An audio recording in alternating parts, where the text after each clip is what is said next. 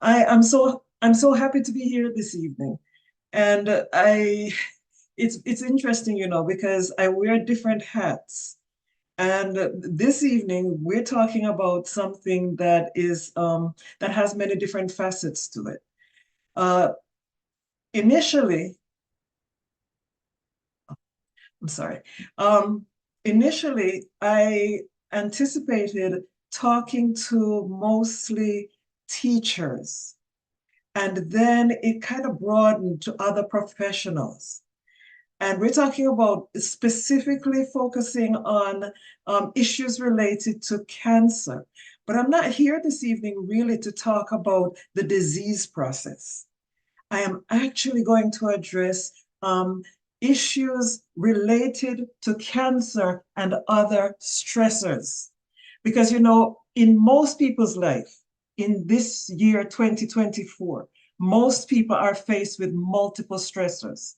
And sometimes we don't recognize the effects of stress on our physical, spiritual, mental, and social well being. And so that's what I'm focusing on tonight. I know that I'm probably talking to teachers, I'm talking to nurses and other professionals.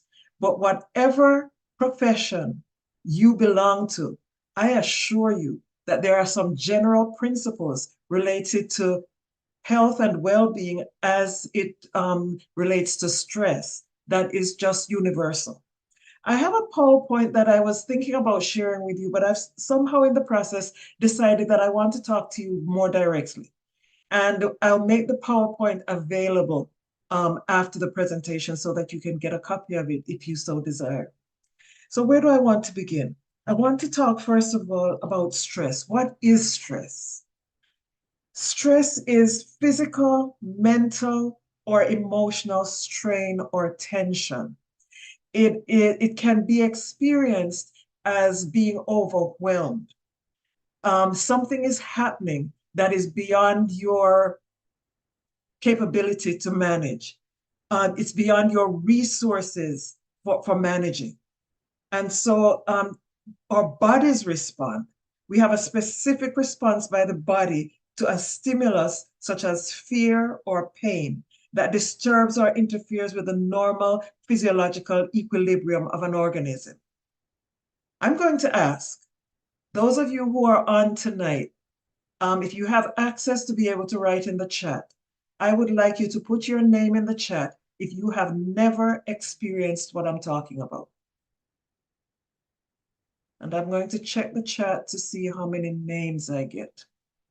If you have never experienced feeling overwhelmed, if you have never experienced being in a situation that you feel as if you cannot cope, put your name in the chat, please.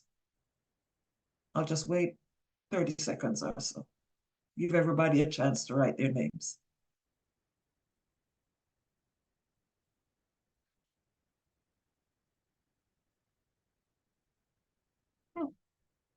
I think my chat must not be working because I can't see your names.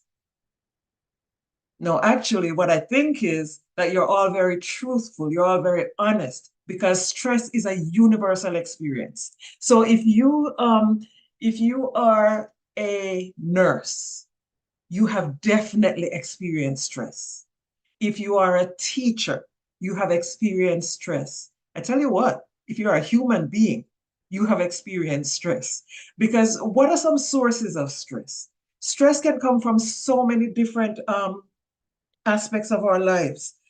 Stress, we can talk about work stress, we can talk about personal stress, we can talk about stress that comes from illness that we ourselves might be experiencing.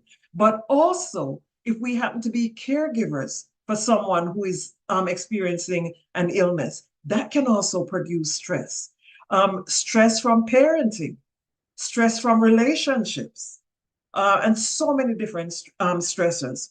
This week, I was reading some snippets from different newspapers in Jamaica and elsewhere.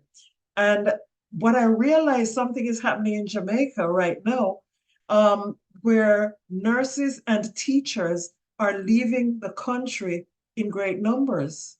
this has happened before. I mean, it's not, a new thing, but apparently we're now going through a phase where this is happening again.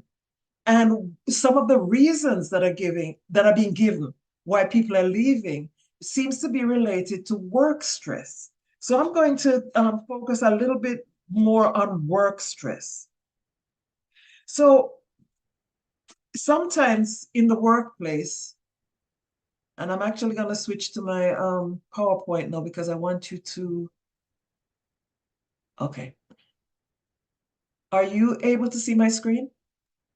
No, you need to share.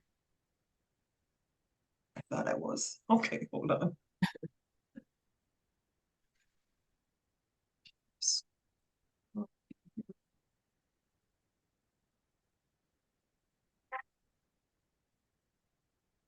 So Antoinette and Carlene, can she share her screen without being Yeah, co-host? she could share. She has share rights. Oh, okay. But I don't think you're seeing what I want Yeah, you to see. we're seeing it. Well, it's coming up now. Okay.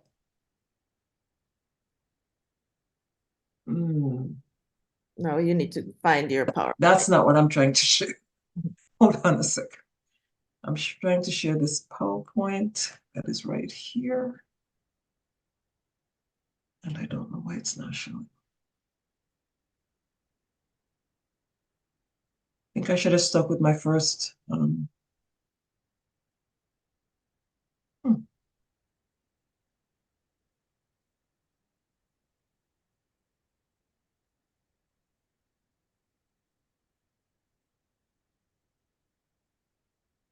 Okay. I think you should be seeing it now. Nope, not yet. This is not good. It's okay. Do you want to email it to me? No, that's going to take some time. Dr. Oh, Gordon, what's on your screen right now? Do you have two monitors or one? just one. Okay. So once you bring up the share, just make sure you should see either window or screen. Yes. Okay. I'm going to leave it alone. Oh, that's so sad. There was nothing wrong earlier. Of course not. It would happen now. All right, I'm going to try one more time. And if it doesn't come up, I'm just going to continue. You feel stressed? Don't be stressed. Just a little bit. Don't be Dr. stressed. Gordon, here's another suggestion. I'm not sure if it will work, but maybe you could send it to the host and see if they could open it for you. And Or maybe I have too many things open. All right, so who shall I send it to? You can send it to me or Carlene. Okay, mhm. hold on. I don't know Carlene's email, so I'll Okay, do. send it to bfpisces@gmail.com. Yeah, that's what I'll do. And I'll get it.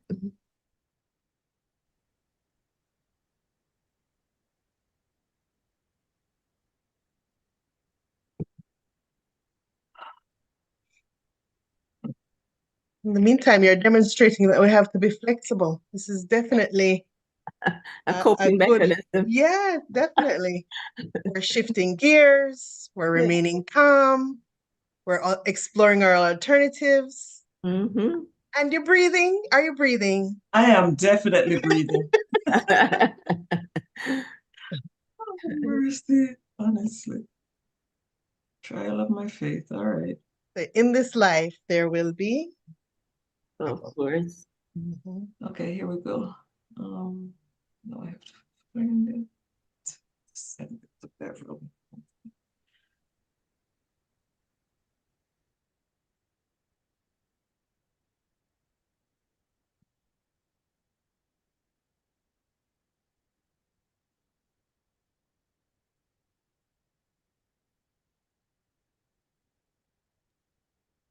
And in the chat, some folks were indicating that, where all of that, so many people are affected by cancer directly or indirectly. Yes, and that's what I want to, that's where I want to go next, really. Mhm. And I am just having difficulty with this PowerPoint, and I don't know why, because I did this several times today just to make sure that Mhm. it would work when I do it here. Maybe I should follow the voice that told me in the first place not to use the PowerPoint, to just talk to the people. Mhm. And then G2 Pro also talked about divorce being a stressor as well. Is that right? Well, Yeah, when I definitely looked at very stressful. the statistics for stressors in Jamaica for teachers and also for nurses, what I found was that the teachers talked about poor classroom conditions, inadequate wages, low respect, increased job demands, especially around testing, addressing challenging student behaviors, a lack of autonomy and decision-making power, not enough training to support educators and students' emotional needs, feeling unsupported, and fear because of deaths that had occurred, unexpected deaths of teachers in the community. And as I read a little bit more, what I found out was that there were several teachers, I read about 4 specifically, who died within a short period of time. The interesting thing was that many individuals, actually including the JTA, came to the conclusion that the deaths were a result of stress.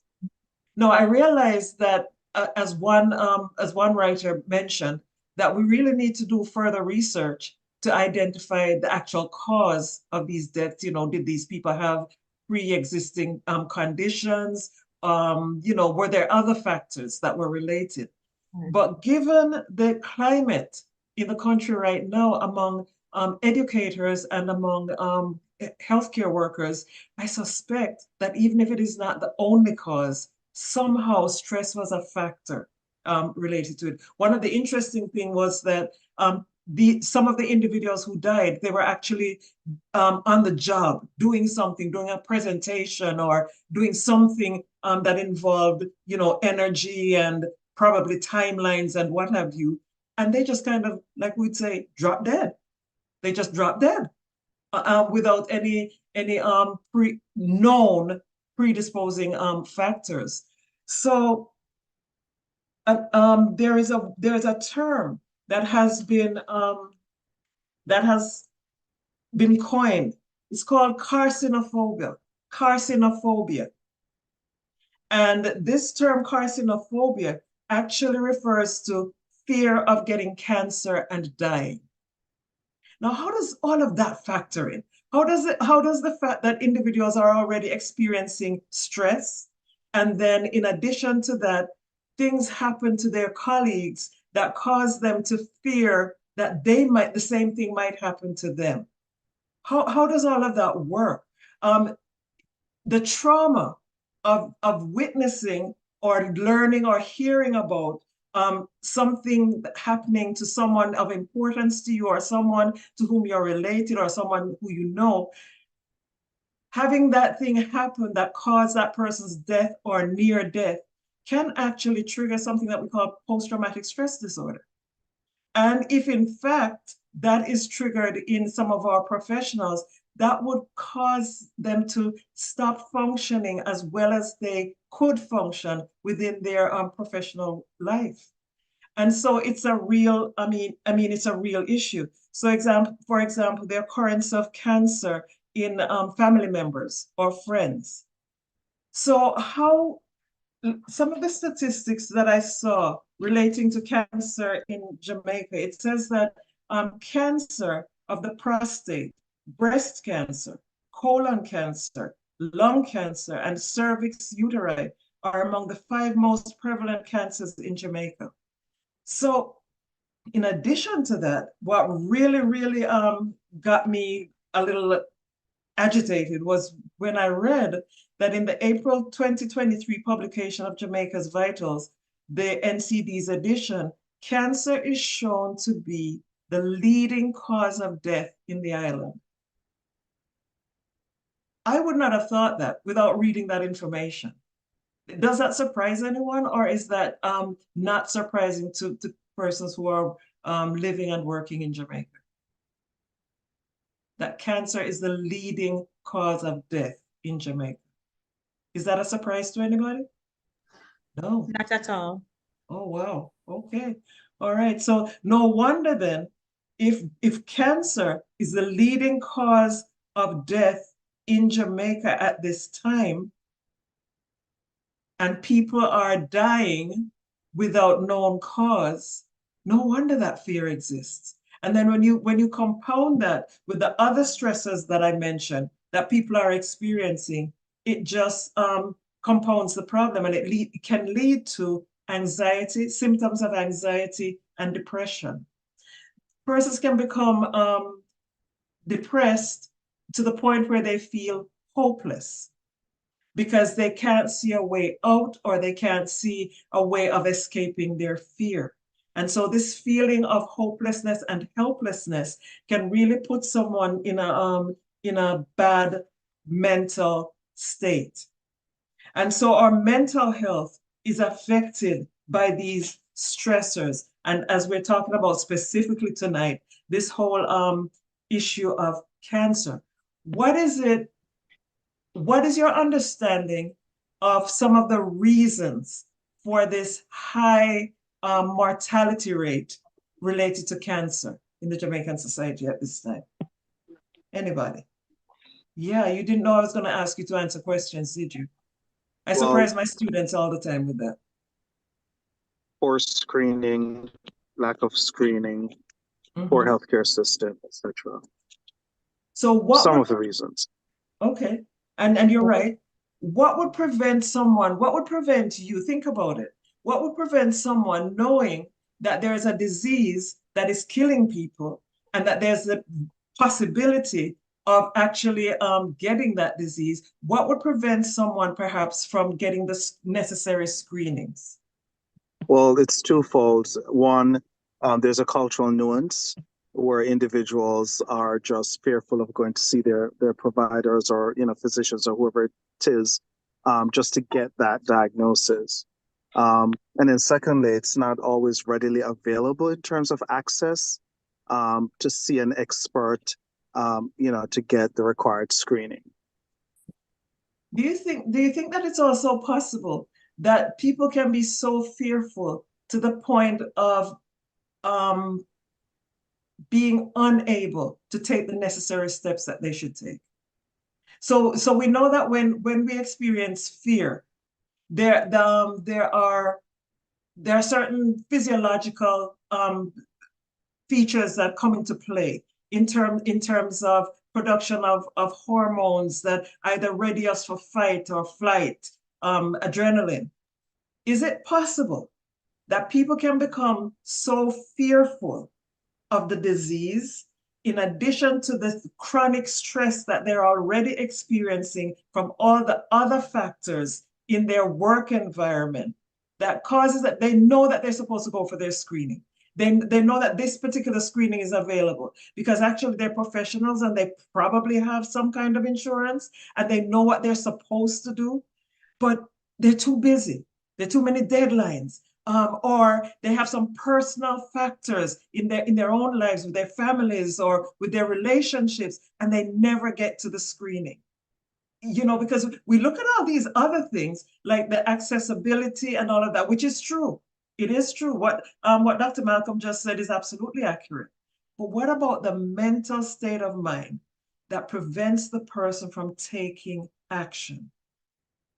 I wonder if I were to do even a poll tonight of all the individuals who are up to date on their breast screenings, on their prostate screenings, or men in Jamaica. And I'm just saying Jamaica because we're talking to folks in Jamaica, right? It's happening everywhere. But how many of our men are actually getting their prostate screening? It's a kind of a sensitive issue, And what about the women? What about the self-examination, breast examination, and the tests, even your regular doctor's visits? how many people are actually taking the steps that they need to take to get those screenings done. Fear is an emotion that can cripple our ability to take action. So some of the stressors in the work environment are things that people have tried to address in different ways by forming different support groups, by advocating with the government agencies, by providing support from outside agencies. So many different aspects that have been addressed in different ways. But sometimes the stress becomes greater because all the efforts that are being made are not resulting in actual relief from the stress. So I talk to teachers in Jamaica, and they tell me about the work conditions. You know, sometimes they talk about the classroom conditions where they might have 49 students in one classroom, you know, to one teacher. That's a pretty heavy ratio. And then not only do they have large numbers of students in the classroom, but they have, how should I label this? They have students who are troubled in some way, and they create a disruptive environment in the classroom. And the teachers have been trained to teach. And so they're not necessarily trained to deal with deviant behaviors or to provide counseling. And then some of the teachers are required to be the guidance counselor, but that's not what they trained for. So they have those stressors. And do you know that those stressors combined with fear can actually kill you? Yeah, when somebody says stress can kill you, we don't really mean it figuratively speaking. Stress can kill you because when you continue to experience these chronic experiences of stress, what happens is that your immune system is compromised. And when your immune system is compromised, you become more susceptible to various disorders, various illnesses. Also, as you experience chronic stress, there is something on your chromosomes that's called telomeres. Those telomeres become shortened. Therefore, your life is actually being shortened by the continued ongoing stress. Fear causes excess amounts of production of adrenaline and cortisol. And these hormones, actually, we refer to them as stress hormones. When they remain in the bloodstream for extended periods of time, they increase our susceptibility to various illnesses. They also they affect our metabolism so that it prevents us from losing weight, for example. Okay, now that's not an excuse now. That is not an excuse to say the reason why I can't lose the weight is because of the cortisol, right? But the reality is that it does affect our metabolism and slows down our ability to lose weight. In addition to that, common mental health effect of ongoing stress and fear. Persons feel alone. They might feel helpless. They might feel inadequate. They experience fatigue. They feel trapped. And one of the areas of life that's often affected is sleep. Sleep, the individuals do not get adequate sleep, and not getting adequate sleep then affects their ability to their immune system's ability to ward off diseases. You also have disturbances of appetite. So what can we actually do to address stress? Let's take a problem-solving approach. So what are the causes of some of the stress that people experience? Again, work demands that are incompatible with knowledge and skill set. insufficient compensation, in other words, low pay. Some of the folks who are currently migrating from the country, teachers and nurses and other professionals, actually it's in relation to their insufficient compensation. Unfortunately, I just have to put a little word in here. Unfortunately, sometimes individuals leave Jamaica in search of additional compensation, financial compensation, but then they also end up sacrificing some of their mental health as a result of the additional stressors that they face in a country where sometimes, in spite of our education and expertise, we become second-class citizens. And that in itself is a whole other source of stress. So, you know, this whole issue of stress and health and mental health in particular, it's not just localized to any particular society. It is a global issue. Right? Like the teachers, when I read the information about teachers in Jamaica and some of the conditions that they're experiencing that cause them such great stress, and then they leave to come to the United States to teach, and the teachers here in the United States are experiencing some of those same problems with the large class load, working hours, poor compensation. Well, you know, everything's relative. So 50,000 US might sound really great if you're in another country where the economy is slightly different. But when you're living in the United States of America, 50,000 might not sound that much after all. So what's happening is that you're kind of exchanging one kind of stress for another kind of stress, in addition to what you already have. And remember that when we talk about work stress doesn't occur in a vacuum. So there are issues in the work situation that create stress, but then the individuals who are experiencing the work stress also have their own personal stress that combines with the work stress to really multiply it.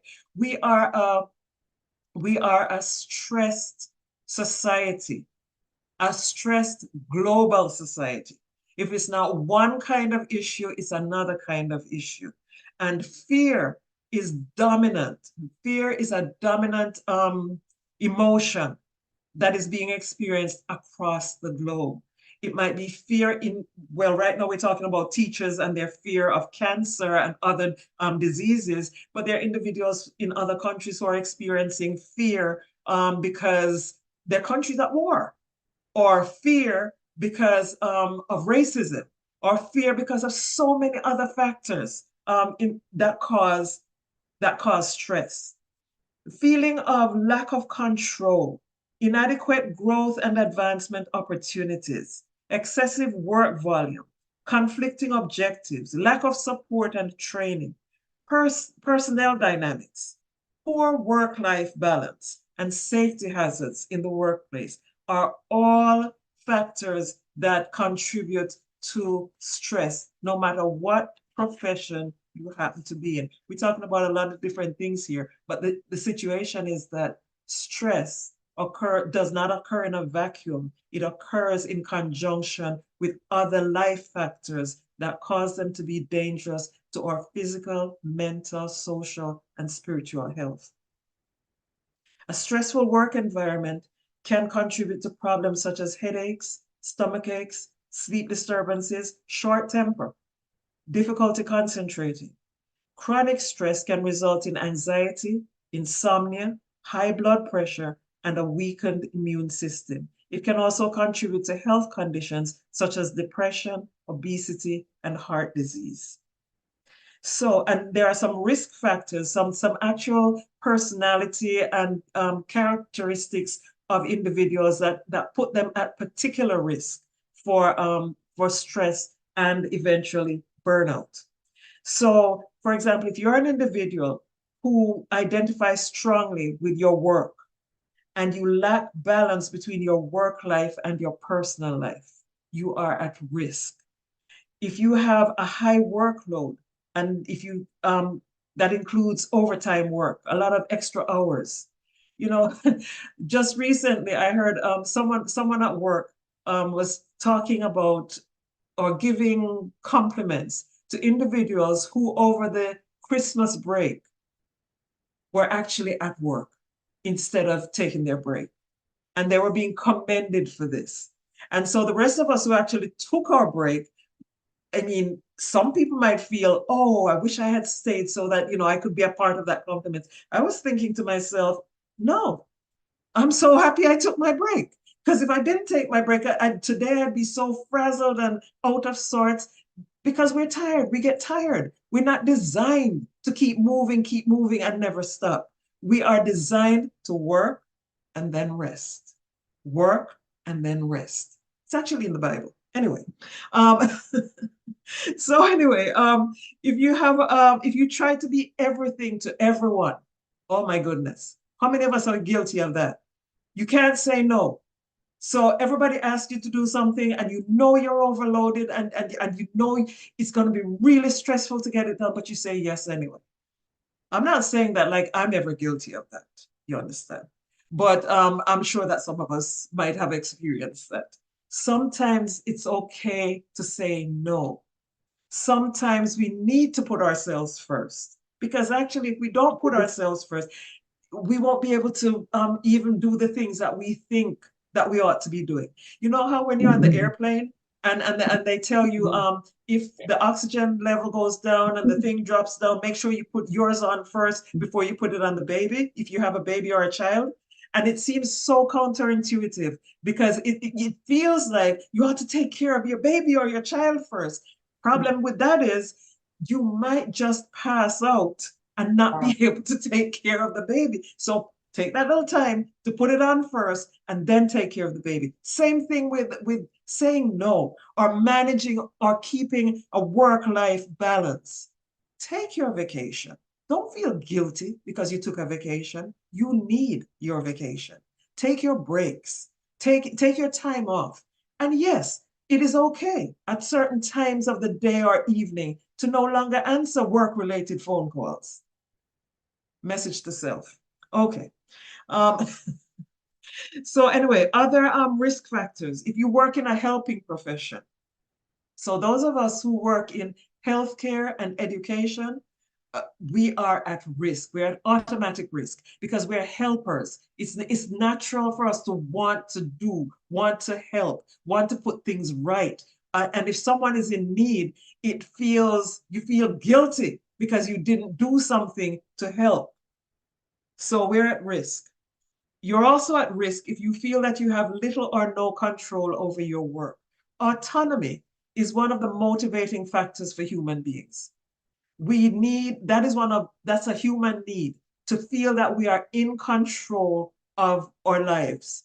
And when we feel that we're not in control, if somebody else is controlling almost every aspect of our lives, and in some work situations, it does feel like that because of the bureaucracy that exists in particular settings. And so if you feel that you have little or no control over your work, you are at risk for stress and burnout. If your job is monotonous, so in other words, now you're bored, you're also at risk because you can only be bored for so long and not feel the effects of it. So some consequences then are that this situation can lead to something that's called burnout. And burnout is a syndrome that has been recognized that occurs in individuals when your stress level exceeds your ability to cope and you need to restore the balance and you feel helpless to regain your equilibrium. And so what happens is that your performance goes down. And then it makes things worse because if you're the kind of person who likes to or who needs to perform well, when you're not able to perform well, that's another source of stress. And so that it's just like a vicious cycle. You can't do it because you don't have enough time. The workload is too heavy and all of that. And now you're messing up.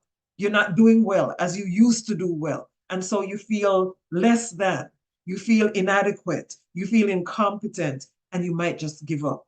And you might not just give up the job.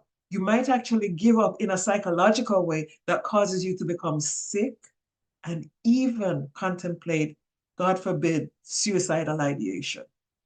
but it's a reality. So we have to talk about it. So one of the things that we can do for ourselves, first of all, is increase our self-awareness. Self-knowing refers to understanding our own beliefs, values, and attitudes, and the use of these to support personal and professional growth. Self-knowing leads to self-awareness, which can support a balance of mind, body, and spirit. Balance is the key to health, whether it be physical health or mental health. Balance. Anytime we start to deal in excesses in either direction, then we become unbalanced and we're no longer experiencing optimum health. Now, there are some unhealthy coping strategies that some people turn to, such as smoking. You know, people say that smoking causes them to feel relaxed. And so some people might turn to smoking as a way of coping, but they cause more damage in the long run. Drinking alcohol, same thing. People think that they're going to feel better, but then they get drunk and they do crazy stuff and then they're embarrassed afterwards. And not only that, but it affects the liver, it affects the brain, it affects your ability to concentrate, it affects your memory, and over long term, it can cause death. Not to mention the fact that it also, when someone becomes too involved with alcohol, over time, it affects your relationships. And so all aspects of your life become affected by this unhealthy coping strategy. Another unhealthy coping strategy is overeating. I don't know if you've heard the term comfort food. So sometimes we're so distressed about whatever it is that we're distressed about, or we're so overwhelmed with the demands on us that we just eat. We're not hungry. It's not necessarily socially acceptable time to eat, but it just feels good. And you know how, not that I'm not Freudian, but there are some aspects of Freud's theories that I embrace. And he talks about the id, the ego, and the superego. And you know, the id is that impulsive, immature part of our personalities that just says, I want what I want when I want it. Okay, I know I'm not supposed to eat this ice cream, but I'm going to eat it right now, even though it's 12 o'clock at night. Right? Because I just feel I'm just so out of sorts. Got to do something that feels good. Well, it might feel good in the moment, but the long-term effects might not be so good. Other unhealthy coping strategies include zoning out for hours in front of the TV or computer, just maybe playing games or just watching mindless television, withdrawing from friends, family, and activities, or even using pills or drugs to relax. Might just start off in an innocent way, really. Oh, I need something to make me sleep tonight. And, we start off maybe with a sleeping pill or whatever. And then it continues and it mushrooms into something else. It's funny I use the word mushrooms. Okay. Another unhealthy coping strategy that we sometimes have is sleeping too much. So remember I said before, anything that we do in excess, even if it's a good thing, if we do it in excess, it becomes a bad thing. Procrastinating. You're overloaded with expectations and demands, and you can't manage it, but rather than taking control of the situation and implementing helpful, healthy coping strategies, you continue to load yourself with demands and expectations, and you're not able to fulfill those expectations. So you put off for the last minute the things that you need to do, and then you get more stressed because you need to get it done, and you're 10 minutes away from having to produce this paper, this whatever it is, and you're more stressed now. So you're increasing your stress, and then there's more adrenaline being produced and more cortisol being produced, and the whole effects on your immune system, and then your inability to ward off certain diseases, and the whole thing just goes downhill. Filling up your every minute of the day to avoid facing problems. That's one of the ones that we don't pay attention to too much, So the person who is a workaholic, and they're a workaholic because if they stop working, they're going to have to think about their life situation. So rather than thinking about their life situation, they just keep working, and they're destroying body, mind, and spirit. Or here's a really unhealthy one. Taking out your stress on others, lashing out, angry outbursts, or physical violence. And I know that this is another problem, not unique to Jamaica, but unique to a lot of societies where you have domestic violence. And sometimes it's a result of stress that leads to unhealthy coping strategies. So what are some things that we can actually do for ourselves? We can avoid perfectionism. That's one. You know, have realistic expectations of yourself. You are one human being with just one head, two arms. And we can't do with our legs what we do with our feet, generally speaking. So we need all of them to function at their best, their best capacity. What I'm trying to say is that we are limited in what we are able to do. And the sooner we recognize that we have limitations, the happier life will be. And the sooner we recognize that perfection is not a requirement, neither for salvation nor for healthy living, then we might recognize a happier way of living. The sooner we accept ourselves for who we are. Someone said just a couple of days ago to me, I was in a, not a counseling setting exactly, but a little guidance session. And this individual said to me, I said, you really need to just accept yourself for who you are. And the person said, I have never been able to do that because I've never been just who I ought to be. I was never right, when I was a child. And the person just related to me how they never fit into anywhere. If you feel that you don't fit anywhere, listen, God made some 7+ billion people in the world. And every single one of us is unique. You can't be me and I can't be you. And I assume because God is all-knowing, that if he made me, he must have had a reason for me being here. And I must serve some kind of purpose. The same thing goes for you. Because I don't know what your personal beliefs are, but I happen to believe that God created us. And so I believe that he has a purpose for each individual. And the sooner I stop trying to be you and you stop trying to be me, success just follows. Because now you're fulfilling your role in life, your calling, your destiny. You're fulfilling who you are supposed to be in this whole jigsaw puzzle of life. You are that piece that fits that exact spot. And if you try to be another piece, you're not going to fit. Have you ever done a jigsaw puzzle?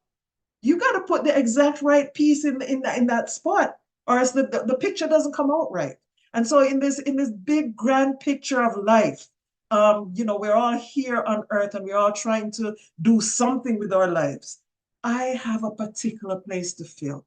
Like I said before, I can't be you and you can't be me. So when you go to work, don't try to be the other teacher who seems to be so successful. Don't try to be the other nurse who seems to be so successful, or the other law enforcement officer. All these stressful jobs, just be yourself. Be who you are, because that's all you can do, and that is what you are here to do.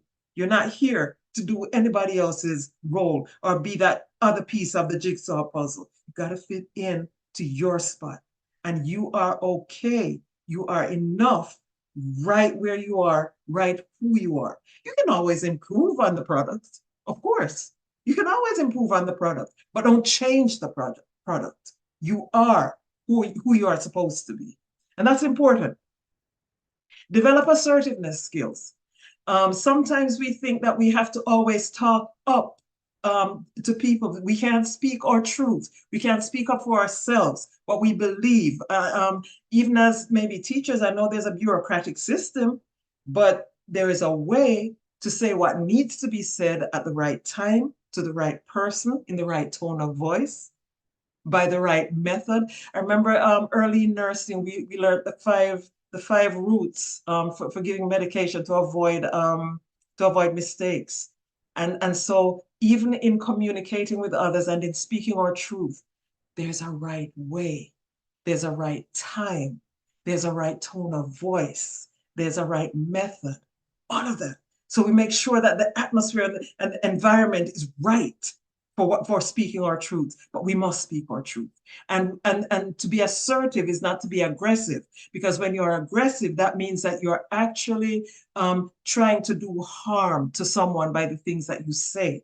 But when you're assertive, you're not trying to do anyone any harm, but you are being true to yourself and being that piece of the jigsaw puzzle that God designed you to be. We can also learn to manage our anger, because sometimes frustration and stress causes us to feel anger. And anger is an okay emotion. That's for another presentation, but anger is an okay emotion, but it's what we do with that anger. And so learning to manage the anger rather than the anger managing us, it will be good for our relationships, it will be good for our physical health, and it will be good for our mental health. It will reduce our fears. A lot of times though, people are angry or people express anger because they're fearful. So, make sure that what you're expressing, you're in control of what you're expressing. And balance your work life. I'm saying it again. Balance your work life. There is no work that is so important that it should deprive you of your sleep, of your nutrition, and of your relationships with your family and your relationship with your God. So if you find that these things are being infringed on by your excessive activity and your excessive work, then that is an unhealthy coping strategy. And finally, we have to recognize that there are some things in life that we have no control over. We have to recognize that there are things that we can change and things that we can do something about. Many individuals have attempted to create services and other resources that will assist us in coping with stress. But here is the thing. At some point, we need to recognize that there are things in life over which we have no control. And the sooner we recognize that we have no control over certain things and we leave those things alone and do something about the things that we have the power to change.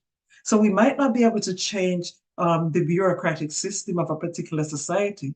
We might not be able to, or we might not be able to effect immediate change in these things, but certainly you can find something that you can do in your individual life, because we're in charge of our lives. We're in charge of our own lives. We're in charge of the decisions that we make.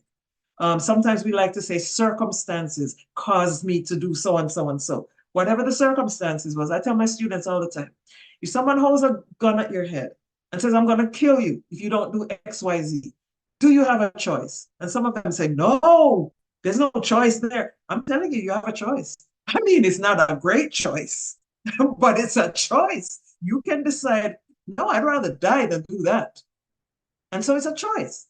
And we have choices in life. There are circumstances that control certain aspects of life, but we have a choice even in how we respond to those circumstances. So are those circumstances going to dictate the direction of my life?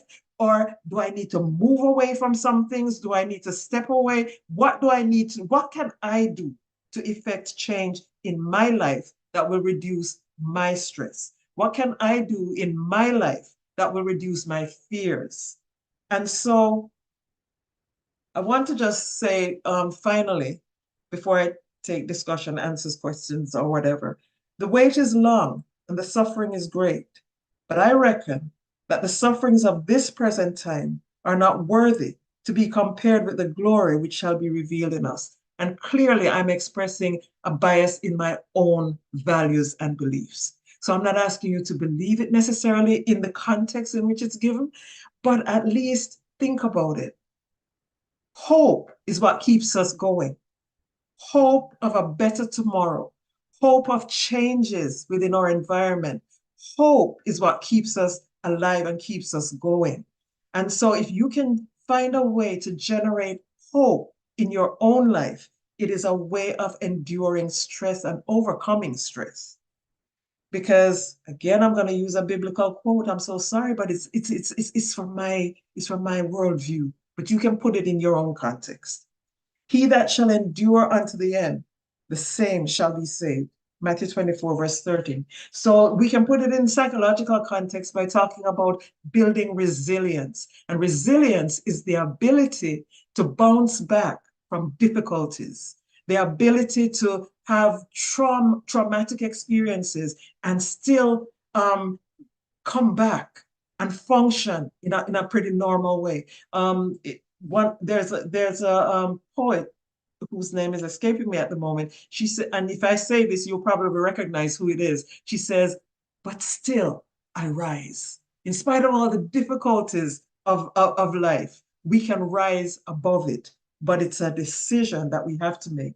And then finally, recognizing that we can effect change in our own lives, but we can't necessarily always effect change in our environment. The Serenity Prayer tells us that we should recognize the things that we don't have control over, recognize the things that we do have control over, and ask God for wisdom to know the difference. Thank you so much for allowing me to talk with you this evening. I hope that something that I may have said may be of benefit to you in your own life and in your work and in your career. And I apologize for the PowerPoint not showing up, but you know, something's got to go wrong and we got to be resilient and bounce back, right? Yes. Thank you so much, Dr. Gordon. You know, you brought out some very interesting points, and you talked about resilience. You talked about taking care of yourself before you can take care of anyone else, work-life balance. And I'm sure our audience has many questions for you. So I'm going to open up the chat right now, and well, the digital floor, let's say that, so that if anyone has any burning questions they'd like to ask Dr. Gordon, you can raise your hands or you can write them in the chat and we will ask her to answer those questions. Or if you have any comments. So far, someone says, excellent presentation. This is from Gloria Gregory to everyone. Thank you, Gloria. I heard a man's voice. Yes. Hi. Good. Yes, good evening. Ethan McNamee here, principal of Broadleaf Primary and Infant School in the parish of Manchester. Yes, sir. Go Yes, ahead. excellent presentation. I listened, and while listening, I began thinking. It's not much of a question, but I'm sure that others on the platform will be in a position to relate to what I'm about to say. I heard the comparison between the Jamaican teacher per se who migrates in expectant of a better standard of living. When I analyze, and before I go there, since COVID, I've become more of I began to exercise more empathy among my staff because I saw the level of stress, and of course, to date, I have not had a migrant from my institution. So I must be doing something to keep them here because the money is not what is keeping them here. I can relate to the money in the sense that we are built to work. Our bodies, I can relate. Jamaicans, we are built to work as Jamaicans. We know how to work. Our bodies are able to work, and we know how to work to make money, to make ourselves comfortable. What we're not built to do, which is what we do in Jamaica, is at the end of the month, we have a $50,000 and we have a $70,000 budget. And there is nothing, absolutely nothing you can cut from that budget because all of it is necessity. And that is where our stress comes from. That is the stress that tightens the chest at the end of the month because you go to the lending institution and you borrow an extra 10,000 to fill in that gap. But at the end of the next month, a 2 or 3 more thousand is gone back to payment. And that again puts you into further stress, and we continue to go into stress and into stress and into stress. And that is what I think stresses us more than the physical work. We can do 2-3 jobs. Jamaicans go abroad and do 2-3 jobs and survive. Because at the end of the month, the mental stress with the money is not there. You can pay your rent, you can buy your food, you can send over $2 to your mommy, your daddy, whoever you have here. So this is what is killing us in Jamaica. The stress at the end of the month, trying to make $50,000 cover a $70,000 budget, and there is nothing, absolutely nothing you can take out of that budget. That is what I think it's killing us. And you know what's interesting about that? Thank you so much for that. But you know, one of the things that's interesting about that is that I find that is not necessarily a Jamaican problem. I find that it's a human being problem. We always want more. No matter what we have, we want more. And so we will have the $50,000 income but a $70,000 budget. That happens here too. You know, it's interesting to me, and I'm really fascinated by this, how some of the things that we think are necessarily cultural, they're really just human. Because people here do the same thing. You know, the money is different, and the things that we yearn after and might be different in some ways. And sometimes they're not different either. Because in this global society that we live in, we have adopted certain things from other cultures. So there are things that we didn't used to need, but now we've seen that it exists somewhere else, and all of a sudden we need it. And so it becomes a part of our need, whereas it's not really a need, it's a want. But the idea of balancing our budgets rather than going into another situation, well, I'm not trying to stop anybody from migrating. Migrate if you wish to. The experience is good for all of us, I guess. But the reality is that the grass is not always greener on the other side of the fence. Okay, Well, thank you so much. I just want to say, Dr. Gordon, I didn't get a chance to be on earlier. This is Joan. I am so delighted. And I didn't catch your presentation, but I know you can do a wonderful job and plus educate us more. So thank you. Thanks, Thank Joan. you, I Joan. appreciate that. Let me just read some more comments in the chat. Compensation for the teachers is an independent, significant stressor. That's from Dr. Malcolm. And let me see, let me go back up. Oh, I think it's a question, actually. One second, let me see. I don't see it. Yeah, it says, is compensation a significant stressor for the teachers? Oh, that's what it says? Yeah. And I would just say, yes, I think it is. Yes. Because I was reading about the last pay raise that teachers got in Jamaica. I think it was something like 4%. And when we consider the importance of education, the importance of individuals who are preparing our children for life, and who are preparing what will be the foundation for the next generation, they're valuable. Yep. That's a valuable profession. And so I don't know that the compensation really reflects the value that we should place on our teachers. And it is a stressor. Okay, the next comment, excellent presentation. I'm happy the PowerPoint didn't work. Your smiling face added personality to the presentation. Thank you so much, whoever that is. Noreen Cushney. Okay. And Bernice Beckett Duhaney said, very informative and enlightening presentation. And JD Tan is letting us know that there's a recording of the presentation, and it will be on YouTube at this link. So you can copy this link, and later on you'll have access to the recorded version of the presentation. Makes you wonder if you're using your talent to the best as God has designed. That was in reference to something you said. That's from Ethan. I wonder what that was. I don't know what that was. And let me see if there's anything else. I'm trying to go down. The name of the poet you were trying to remember is Maya Angelou. Maya Angelou. It's amazing how things can just slip your mind in the moment. Yes. Yes, That's yes, it. yes. Yes.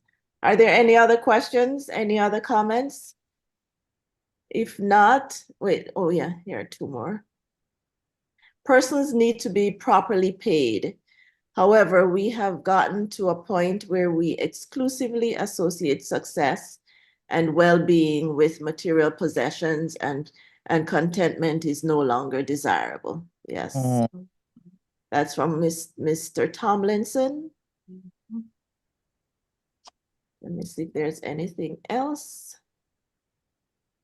I don't see anything else.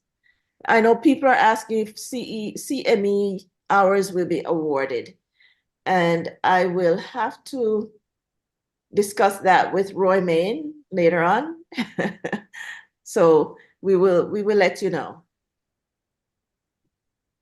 So there being no further questions or comments, I'm gonna open up the floor to Roy Main, who will give our vote of thanks.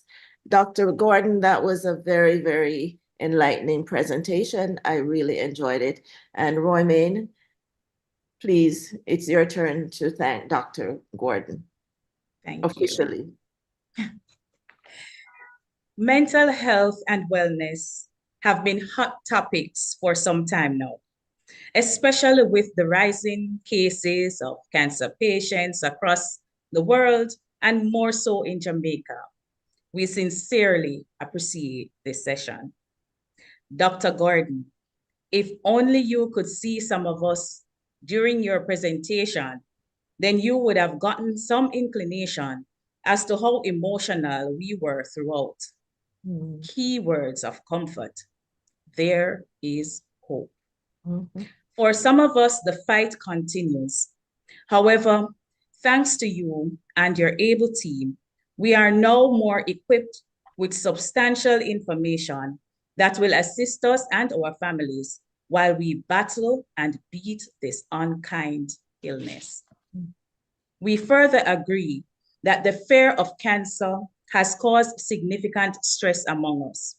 Likewise, we are cognizant of the fact that an uncomfortable environment or poor working conditions will impact our mental health in a negative way. It is a sincere privilege to convey the vote of thanks to the Jamaica Diaspora Health Task Force, led by Dr. Beverly Frey, and to our knowledgeable presenter, Dr. Beverly Gordon. On behalf of the members of the Jamaica Teachers Association, especially those in the parish of St. Thomas, a hearty thank you. I noticed too that many members of other notable organizations were and are still on the platform. Hence, I must say thank you on their behalf as well. Doc, we promise to share and use the information received wisely. Colleagues, make no mistake, early detection is key. Let us therefore be proactive, be intentional with your health examinations, and always remember to self-care. Strike a balance. Show empathy. In order to prevent burnout, take a break. And it is okay to say no, but most importantly, rest, as we cannot serve from an empty vessel. Dr. Frey. Amen. That was so well said. I don't think I can say anything else, because if I do, it will detract from that, what should I say, from that very broad and, what's the word? I'm looking for a specific word. Comprehensive takeaway. Comprehensive, thank you. So thank you so much. That was awesome. And I just like to let everyone know that this is not the end of the presentations that we will be doing. We will be having presentations on nutrition and on menopause. In fact, I see Dr. Tracy Mullerin Tracy is with us, and she will be doing the presentation on menopause coming soon. So please look out for the flyer related to that. And we hope that all of you will join us when we have our next Jaminar. So thank you, Dr. Gordon. Thank you everyone for attending. Have a good evening.